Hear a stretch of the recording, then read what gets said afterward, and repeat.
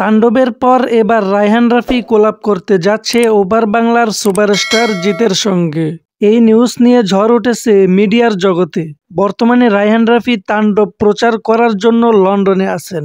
কিছুদিনের মধ্যে দেশে ফিরে লায়ন সিনেমার শুটিংয়ের ব্যাপারে কথা বলবেন সুপারস্টার জিতের সঙ্গে। তবে এখানে একটা মজার বিষয় হচ্ছে স্টার জলসার বিশেষ অভিনেত্রী কিরণমালাকে লায়ন সিনেমায় দেখা যাবে। এটা কিন্তু বিশেষ খবর। তবে একবার ভাবুন, কিরণমালা এখন সিনেমার জগতে, তাও সুপারস্টার জিতের সঙ্গে। পূর্বের কয়েকটি মুভি সুপারস্টার জিত মানুষের মধ্যে তেমন সাড়া ফেলতে পারেনি। তবে অনেকে বলছে এই মুভিটা জিতের ক্যারিয়ারের সবচেয়ে বড় ফ্লপ মুভি। তো বন্ধুরা, এই মুভির বিষয়ে আপনার মতামত কি? সুপারস্টার জিত, কিরণমালা আর রায়হান রাফি কি পারবে এই লায়ন সিনেমা, তাণ্ডব এবং বরবাতের মতো সাড়া ফেলতে? অবশ্যই কমেন্ট করে জানাবেন। আর এরকম নতুন নতুন আপডেট পেতে আমাদের চ্যানেলটি সাবস্ক্রাইব করে রাখুন।